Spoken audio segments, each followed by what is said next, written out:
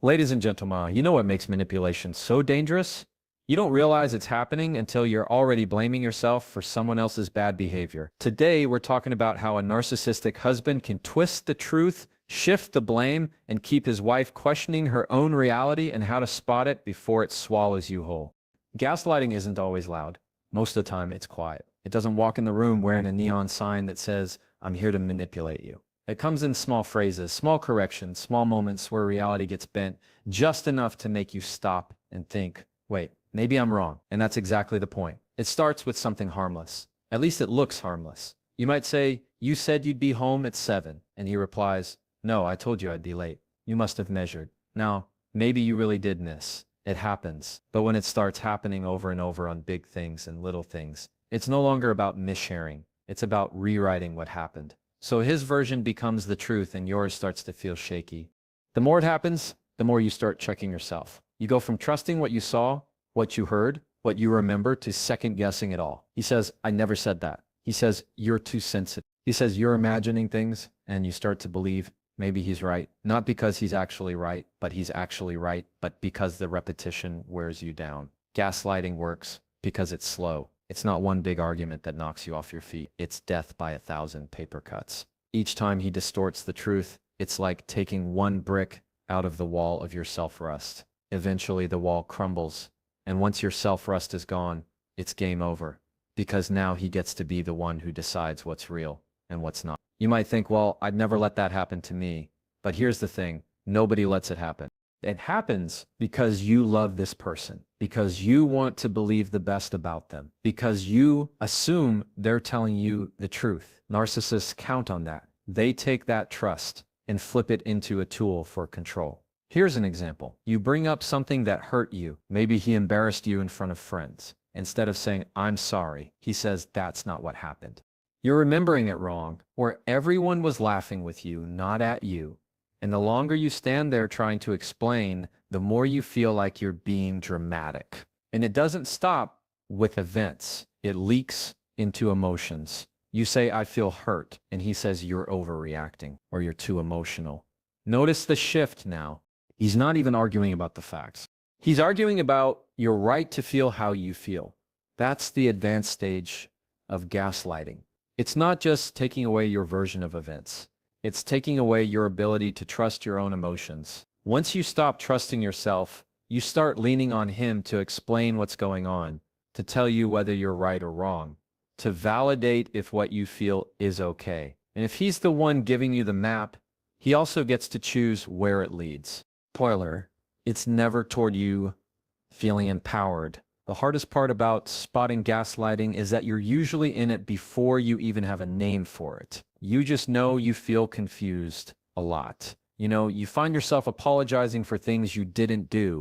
Conversations leave you walking away less certain than when you started. And there's a heaviness in your gut that tells you something's off, even if you can't proud of it. And here's the reality. You don't need a smoking gun to know the truth. If you feel like you have to keep defending your reality to the person who's supposed to love you the most, that's already enough. Healthy relationships don't make you doubt your own mind. So when you catch yourself thinking, "Maybe I'm crazy," pause. Ask yourself, who benefits if I believe that? Because I promise you, in a marriage where gaslighting is happening, the answer is never you. Isolation doesn't always look like being locked in a room. Most of the time, it looks like him being concerned about the people you spend time with. It looks like him asking, "Why do you hang out with her? She doesn't really get you." Or, "Your family's so negative.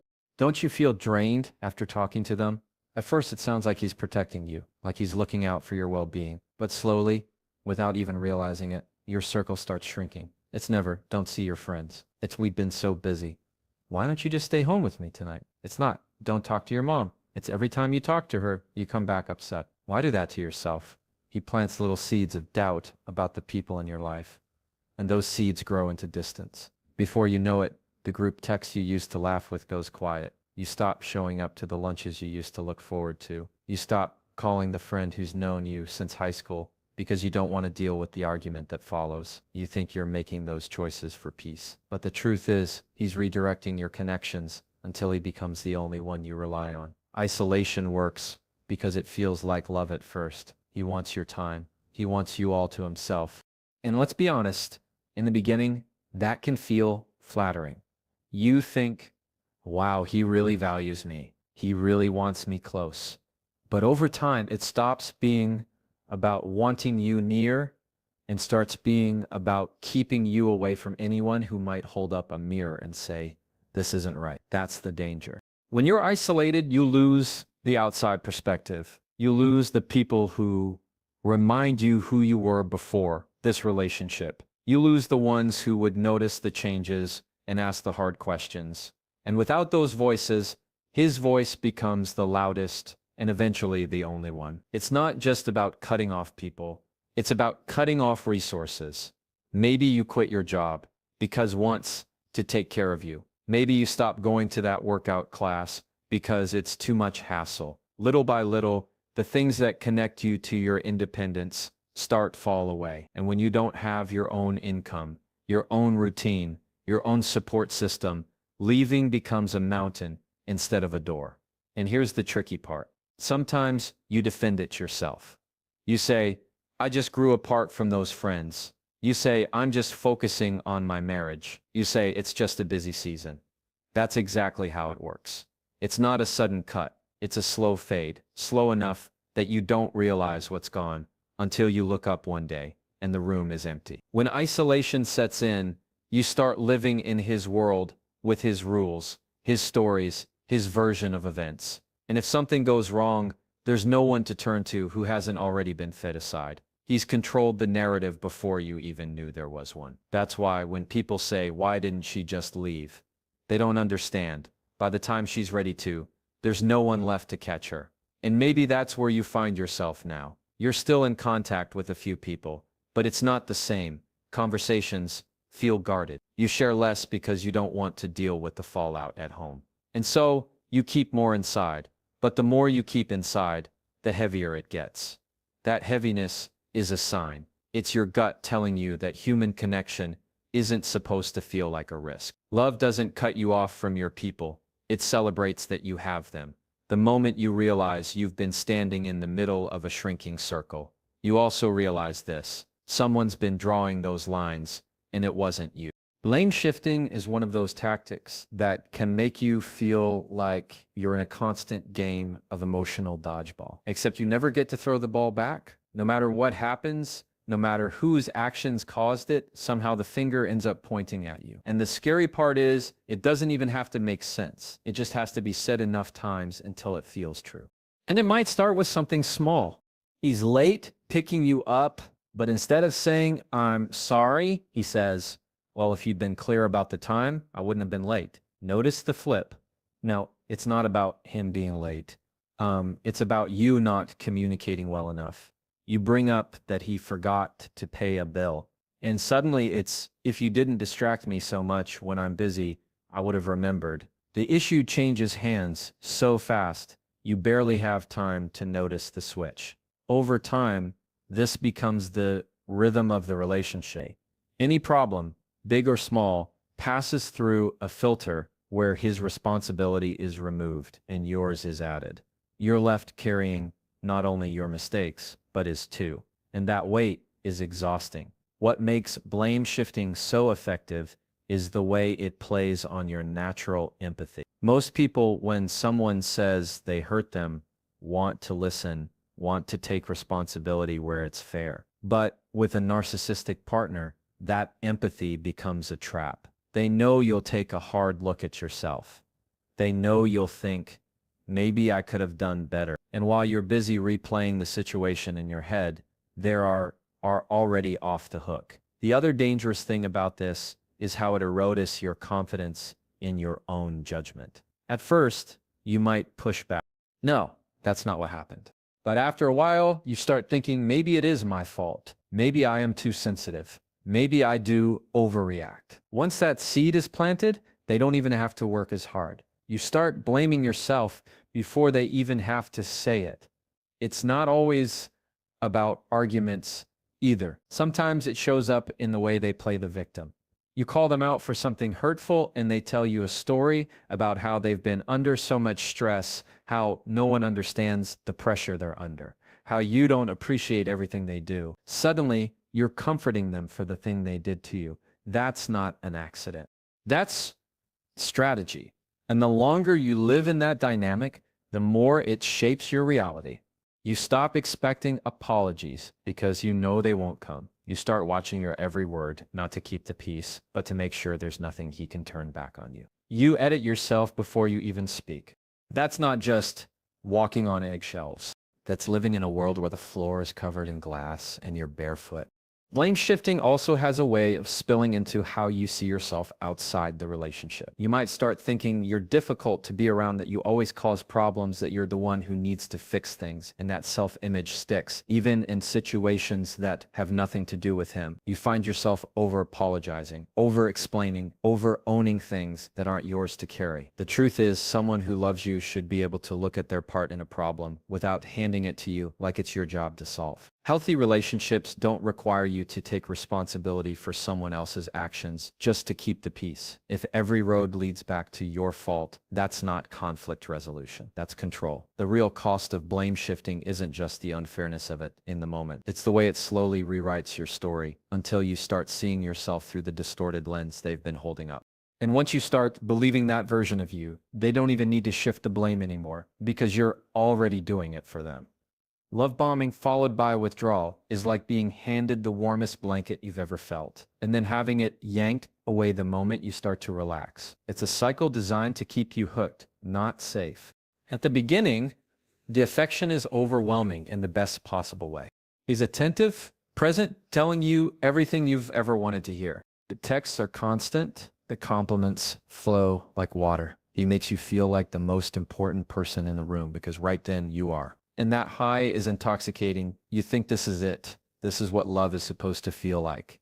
You build trust in that warmth. You open yourself up more. You let your guard down. But here's the catch. That intense wave of affection isn't the steady baseline. It's bait. And the second he feels secure that you've taken it, the pullback starts. The messages slow down. The compliments turn into criticism. The attention you were swimming in starts to dry up. You go from feeling like his priority to feeling like an afterthought. And just when you're starting to wonder if you imagine the whole thing, he turns the affection back on full blast. Suddenly he's planning date nights, showering you with love, telling you how lucky he is. You feel relieved. You think the rough patch is over, but it's not over. It's just reset. That's the hook. The contrast between the warmth and the cold makes the warmth feel even more powerful when it comes back. It's like a desert making you grateful for a single drop of water. Pretty soon, you're not asking for consistent kindness. You're chasing that high you got at the beginning. And because he can give it, you tell yourself he must want to. You just have to figure out what you did wrong so you can keep it coming. That's where the control sets in. You start adjusting your behavior, trying to avoid the cold stretches. You watch what you say. You give more than you can afford to give. You compromise in ways you never thought you would, because you've had a taste of the affection and you want it back. And every time you get it, it feels like proof that he really does love you. So the times he's distant feel like your fault. What makes this pattern so exhausting is that it's unpredictable on the surface, but very predictable underneath. On the surface, you never know when the switch will flip. But underneath, the rule is simple. Affection is a reward. Distance is a punishment. If you please him, he turns on the charm. If you upset him, even in the smallest way, he pulls away. And because human beings crave connection, especially from someone we love, you learn to do whatever it takes. To avoid the punishment, it's worth saying withdrawal isn't always silent treatment. In a dance, it's just a colder tone, less eye contact, or him being too busy to engage. Other times, it's a wall of indifference that makes you feel invisible. Either way, the message is clear. Your emotional stability depends on his mood. And that kind of dependence is dangerous because it keeps you in a constant state of working for approval instead of knowing you already deserve it. Over time, this cycle can make you forget what healthy love even looks like. You start thinking love is supposed to feel like a chase, like something you earn. You stop expecting steady, consistent care and start measuring love in bursts of intensity. And because those bursts are so powerful, they overshadow the long stretches of neglect in between. That's how the hook stays in. You focus on the good times and minimize the bad because the good feels so good when you've been starving for it. But real love isn't a roller coaster that leaves you dizzy and uncertain. Real love doesn't make you feel like you're always one mistake away from losing it. The truth is, if someone can turn their affection on and off like a faucet, it's not because you're failing to earn it. It's because they're using it to keep you exactly where they want you. Controlling the narrative is about more than just telling stories. It's about shaping the reality other people see so that his image stays spotless and yours becomes questionable. A narcissistic husband knows that perception is power. If he can control what people believe, he can do almost anything and still come out looking like the good guy. And the way he does it is rarely obvious. It starts with charm around other people. He's attentive, funny, generous. He remembers small details about them, asks the right questions, makes them feel important. He knows how to work a room in a way that leaves people thinking, wow, she's lucky to have him. And you sit there smiling along, knowing this is the highlight reel, the version of him that exists for an audience. Not the one you live with at home, but it's not just about how he acts. It's about what he says. Little comments dropped into conversations to plant seeds. He might tell a friend, she's been so stressed lately. I'm really worried about her. On the surface, that sounds caring, but what it does is start creating a picture of you as unstable. If you ever reach out to that friend to talk about the relationship, there's already a story in place that frames your words as emotional or overreacting. This narrative control also works in reverse. If he does something hurtful, he gets ahead of it. He tells people his version before you even have the chance to speak. And in his version, he's the reasonable one, the one who tried, the one who was pushed too far. By the time your side of the story comes out, it's fighting uphill against what everyone already thinks they know. It doesn't always stay limited to friends or family. Sometimes it extends to your own support systems, coworkers, neighbors, even people in your community. He might casually mention how much you misunderstand him or how hard you are to please, framing it as a joke. But enough of those jokes start to stick in people's minds. And if the day comes when you need to tell them what's really going on, their first thought won't be, she's telling the truth. It'll be, but he's always been so nice. The thing is, when you're living in this, you start to feel trapped in a double bind. If you stay quiet, the story he tells becomes the only one anyone hears. But if you speak up, you risk sounding defensive, which only seems to prove his point. That's by design. He wants you to feel like there's no winning move. So the easiest choice is to say nothing at all. Another layer to this is how he uses your own vulnerability against you. Maybe you've confided in him about your insecurities or past struggles. Those details become part of the story he tells others, not as accusations, but as concerns. He frames himself as the patient, understanding husband who's been dealing with so much. And the more he does that, the more people are inclined to see you through his lens instead of their own. And here's where it hits hardest. When people you thought you could count on start questioning you, they don't see the coldness at home. They don't hear the cutting remarks behind closed doors. They see the polished version of him and wonder if maybe you're being too harsh. That isolation we talked about earlier deepens because now even your own allies feel like they've been pulled to his side. Controlling the narrative isn't just about protecting his image. It's about damaging yours in subtle ways, so that if things ever fall apart, he walks away with sympathy and you're left defending yourself. It's preemptive damage control. And the longer it goes on, the more it feels like he's built a wall of perception around himself. One you can't break through, no matter how much truth you throw at it. Because once people believe a version of a story, they rarely want to rewrite it. And he knows that. That's why for him, controlling what they see is just as important as controlling what you feel. The goal isn't just to win in private, it's to win in public too. When you step back and look at the whole picture, the gaslighting, the isolation, the blame shifting, the love bombing followed by withdrawal, and the way he controls the narrative, you start to see the same thread running through it all. Control.